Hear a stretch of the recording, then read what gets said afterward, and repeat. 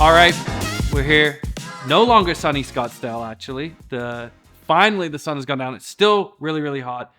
And we are joined by... How many times have you been on the show now?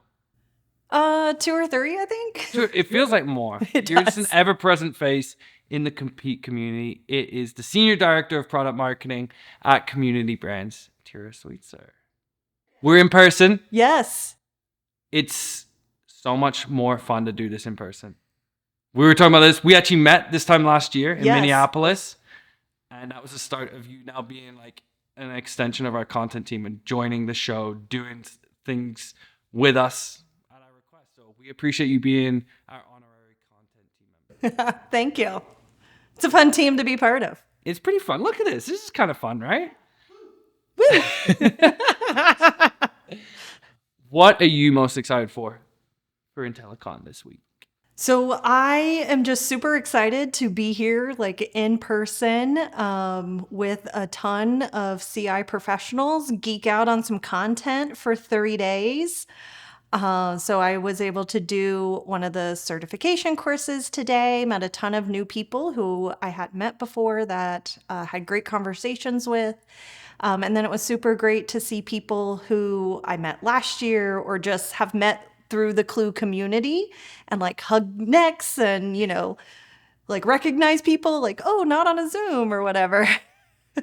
It's so cool. Yeah. When you build these relationships online and then you can all kind of come together. We've already been we're breaking the fourth wall here, folks, but like we've been to like the first kind of mingling part on day one here, and even just getting to like brush shoulders with people and just start to share stories. I'm already hearing people sharing that their compete teams moved, like what team they're reporting to and how that's impacted their role. And someone else has done a battle card tear down from the studs. I'm like, this is, you get to just have these conversations for 3 straight days. So much fun. I want to open today with, I think there's like this big context. I think it's going to be talked about a lot at the conference. Sort of the economy has changed. Things have shifted a little bit. And just a little bit, just a teensy, weensy bit. And kind of given that has a ripple effect on how businesses are operating and what they're prioritizing. And I'm curious if how some of those factors have actually changed how your Compete team is prioritizing since from last year to this year. So for us, we are pretty sales heavy anyways. We definitely lean towards sales and marketing in all of our CI activities. So for us, I feel like it hasn't shifted necessarily a ton because we already really leaned that way. But I think I'm like fascinated to talk to other people who, you know, do CI all day, every day. Whereas, you know, product marketers, we are doing it part of the day. And sales is really the easiest way to show your ROI and your impact. And so I think having those really strong relationships and, you know, providing new content, working with them on, you know, how do we change our talk tracks and what new discovery questions should you be asking and landmines and all of that good stuff has made us be pretty successful and continue on the same track. So I'm pretty excited that we kind of leaned heavy that way anyways. So it hasn't been this like massive shift for us. But we're definitely, I feel like, doing a lot more from a marketing standpoint. And monitoring, you know, noticing those changes in marketing tactics from competitors and really working with our digital team on, you know, things that we need to monitor, who we need to monitor. And so I definitely see us going a lot more marketing as well. So focus on sort of this revenue support, go-to-market teams. I mean, a thing that we've talked a lot about with Clue customers, folks in the space, and a lot of people today is this concept of like quantifying and closing your competitive revenue gap. Helping sales teams now more than ever where you have to win those neck and neck deals. Really, it's like the ones that hang in the balance. we surveyed 300 revenue leaders. The report's coming out soon, and some of the early findings were really interesting. Is one of the reports from the revenue leaders was like, of the deals lost to competitors, 32% said those were like winnable deals that were lost right on the margins. And I want your perspective as someone that's been in compete, worked on, like you said, prioritizing supporting sellers. Can you tell me about a time where you and your compete team, maybe someone else on the product marketing team, help tip one of those winnable deals, those neck and neck deals in your career? So this is a little bit of a rabbit trail, but I feel Here we go. Buckle up. Buckle up. I feel like one of the biggest successes recently has just been something really simple, but a veteran seller who's been in our space for several decades and is very well known in the space. And, those are like the hardest to get to adopt your program. And in Slack the other day, he was like, does anybody know where I can find XYZ? And I'm literally typing like, there's a card in the Clue battle card. Like, here's the link. And he replied back and he goes, never mind, it's probably in Clue. Let me look there first. And I was like, yes. Like, made it in life. Made it in life. What is that feeling when it's like the work you put in? We've talked so much with folks about that, teaching folks to fish, self-serve, so you can support at scale. What is that feeling where it's like, oh, the veteran seller, yes, that person is using Clue to win deals? Yes, I'm pretty sure I stood up and said a few things while I like fist pumped in the air. It's like, yeah. And then, of course, I screenshot it and sent it to his boss and his boss's boss and was like, I feel like I made it in life. Like, this is like the best day. What can you recall? Has there been a win story throughout your time at Community Brands where you knew that when that seller, that moment where the seller's like typing out those windows, and you just recall that like shout out to the product marketing team, the compete team, for helping us win that deal? Is there one that you remember as well, that one deal? Yes. It is. It's just something that you like remember because they're like, oh, like, what should I say? And it's like, here's where you like really need to focus. Like, these are your like 3 main points. Just like go there.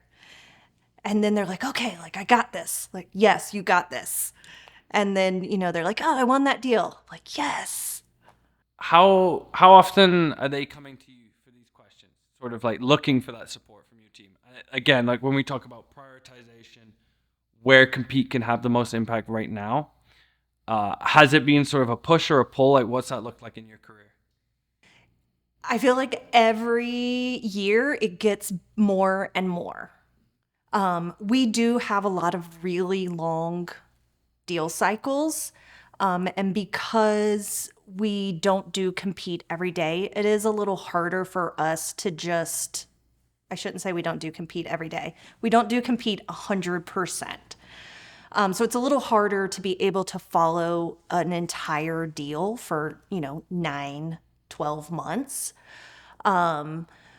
But we are in there several times throughout the process. And I love every time I get an email or a message that's just like, okay, like I'm coming up against this competitor. Like, this is what they're really focused on. Like, can you give me some notes? And I feel like those just continue to grow every year. And for our compete program, we really built it grassroots from the bottom up. Like, there was not a corporate strategic initiative that was like, we need compete. It was kind of like, this is fun and like I want it to be my thing. And so we've built it into an executive level paying attention, program. And so it takes time, right? It's definitely slow in the beginning, but I feel like once we launched Clue and win-loss the same year, like it's just doubled or tripled in like how the sales team wants to work with us now. I want to kind of double click on that. You said like executive level pain. How did you articulate that pain? Or when was there a moment where you noticed it was something that was becoming more top of mind for leadership? Because again, we've talked about many times you need leadership buy-in to care to build this sort of culture, DNA, whatever word you want to put in of compete. It needs to be prioritized at that point. And I love the way you frame it as like the pain. Do you remember, is there a moment where you're like, oh shoot, like this is getting on their radar? They're thinking about this in terms of what if we don't compete, this is how it's going to impact the business. I think for us, one of the like turning moments was really doing internal marketing, right? You have to market yourself and you have to market your program and the impact. And so I'm just annoying. Like I never shut up about it. Like I talked about it all the time. And I think we had a sales leader that was part of the executive team where, you know, I could easily answer like, why did we lose this deal? We should have talked about this. Like, these are the things that we should have said. And being able to so easily say those things was kind of like, oh, like crap, we should do this more. And then that really kind of really changed to where we were able to build an official program, have budget, and, you know, all of those exciting things. When it gets to, I mean, from knowing you and the work you do, it's like you come in, you prove value right away. I'm just going to build this thing from grassroots. It's like less of like, here's all these expectations, like, oh, it's a pleasant surprise. And it gets to the point where it makes it all the way to the executive level. Now you've got budget, program happens, comes out. As you start to establish like a compete program, in what ways do you continually prove the impact that compete is having to positively impact the business? I mean, metrics obviously is a huge piece, right? Win rate. We've also been able to identify, because we're super vigilant about it now, like where are those missing gaps of information to where, you know, we need to change how Salesforce is set up and, you know, all those fun things. But I think metrics is huge. We talk about win rate a ton. And then we also look at usage and, you know, who's paying attention to the information we're putting out, who's not. Can you tell a difference in those win rates? So yeah, those are kind of like the biggest things we work at. And then I think I say it like every episode I talk about, but like you have to be your own hype man, right? Like you need to be the person that says, amen. You know, you have to be that person in church that's just like constantly hyping it up. And I feel like that has probably been our biggest key to success, is really that just constantly talking about it. On that note, I was actually talking with Tracy Berry and Matt Koblentz last week, just on a call. And we were talking about working with leadership. And they thought, as two veterans in the space, something that was a really important topic that needs to be explored a bit more is sort of the soft skills side of how folks in compete engage and communicate with leadership too. Is there anything from your career in terms of how those engagement points, getting them to see the value? I know you mentioned from like, these are the adoption metrics, revenue metrics, but is there something that a listener who's like, I don't even know how to knock on that door to start with, that you, like a piece of advice you would give them on how to actually engage those stakeholders and navigate the waters of talking to leadership? Because it can be daunting. So part of me wants to say just walk in the door, but that doesn't work at every After you've walked in the door, you've kicked down the door, and now you're like, I'm here, let's talk about it. But I think that you have to open the door. And I think chat is probably a really easy way these days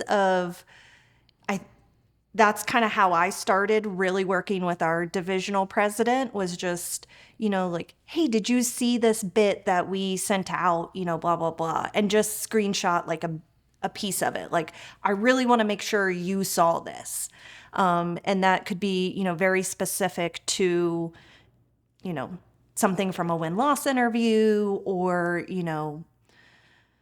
something new we put in a battle card, or, some move that a competitor is making that's, signs that something else is going to occur. So always just giving those little nuggets of, I just want to make sure you saw this. Like, this is really important. This could be what this means. That I think is just like the easiest way. I like that. It's just, again, all ever present, but making it valuable to them, tailoring it to them. Last question I have for you that wasn't on my list, but I can't remember. I asked someone this, and it always elicits a great answer, and I think I always like to get folks' takes on this. But what is the biggest mistake you think you've made in your compete career, and what lesson did you learn from it? I think my biggest mistake was staying with sales too long. I think that sales is 100% the way that we've been able to grow our program, that we've been able to show success with the program. And I would always do it over again that way, like starting with sales. But I didn't change to go beyond sales quick enough. I should have been asking executives and showing how we could make more strategic market moves sooner. Dang. I love that. That is a great way to end this. Tirrah, thank you so much for joining me again. Thank you for having me again. Always. The door is always open. The literal door. It's not even a virtual door now. You are here at the villa, at the recording villa. We got 3 days of IntelliCon to sink our teeth into. Can't wait for your panel, and I can't wait to just hang out. Awesome. So, thank you so much. Let's go have a beer. Let's go have a beer.